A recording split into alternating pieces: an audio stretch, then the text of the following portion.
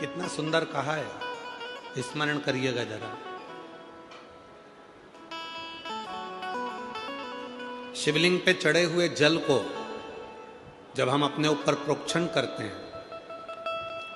शिवलिंग पे चढ़े हुए जल को जब हम अपने ऊपर छींटते हैं, शिवलिंग पे चढ़े हुए जल को जब हम आचमन करते हैं, और हम आचमन कर कर या प्रोक्षण कर कर अपने ऊपर छींट कर कहीं पर भी चले जाएं, किसी भी जगह पर चले जाएं, किसी से भी मिलने, किसी भी स्थान पर पहुंच जाएं, शिव महापुराण की कथा कहती है जब तक शंकर के शिवलिंग का जल तुम्हारे मस्तक पर चढ़ा रहता है, तुम्हारे कपड़े पर छुआ हुआ रहता है, तब तक तुम जिस जिस से मिलते हो सभी को गंगा के स्नान का पुण्य फल प्राप्त होता रहता है।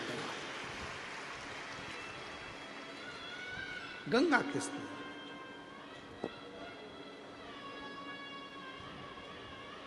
और देख लिया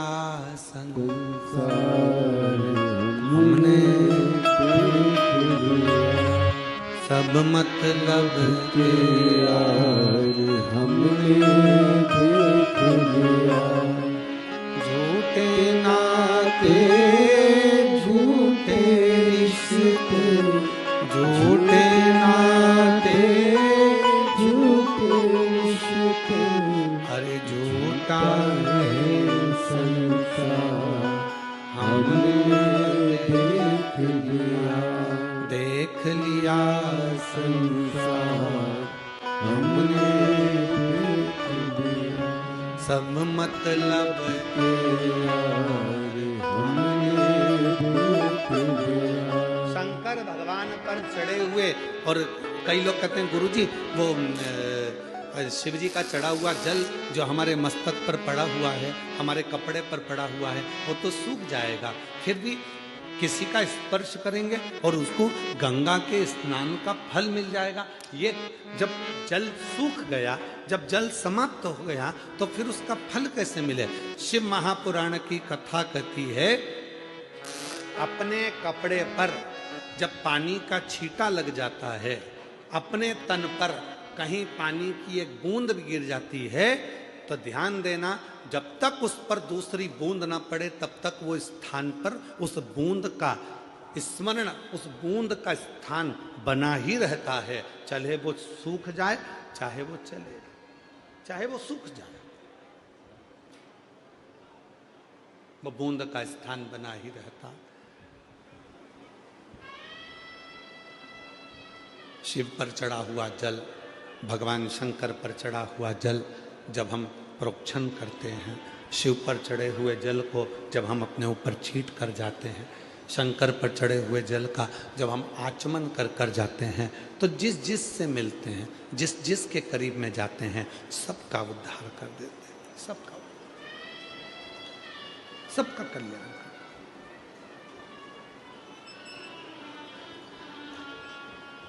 चलो जाने दो हमारे खंड को, शिव महापुराण की विद्येश्वर संहिता को ही पढ़ लीजिए। शिव महापुराण की विद्येश्वर संहिता कहती है श्री शिवाय नमस्तुभ्यम या नमः शिवाय या ओम नमः शिवाय। जब हम आप इसका उच्चारण कर कर अपने घर से निकलते हैं, इसका उच्चारण कर कर जब हम अपने घर से निकलते हैं, तो हमारे जीवन में जितने भी तकलीफें हमारे मार्ग में आने वाली होती है, केवल इन मंत्रों के उच्चारण से वो मार्ग सुलभ होता चले जाता है और हम अपनी मंजिल तक पहुंच जाते हैं, अपनी मंजिल। जो जैसी भावना लाया वो वैसा ही फल पाया, नहीं खाली उसे लौटाया वो मन ही मन हर्षाया। और कर दिया माला माल काशी वाले ने लुटा दिया भंडार काशी वाले ने लुटा दिया भंडार काशी वाले ने कर दिया माला माल काशी वाले ने। शिव के केवल प्रोक्षण से, शिव के जल के केवल आचमन से, पहले भी कथा में काज फिर कहते हैं, वृक्ष में पानी देना है, पत्ती पर दोगे, फूल पर दोगे, फल पर दोगे, टहनी पर दोगे कि जड़ में दोगे? जम के बोलो, कहां दोगे? जड़ में। फूल पर कोई पानी नहीं देगा, पत्ती पर कोई पानी नहीं देगा, टहनी पर कोई पानी नहीं देगा, फल पर कोई पानी नहीं देगा। पानी देगा तो वो केवल जड़ में देगा। उसी तरह जड़ में जल दिया,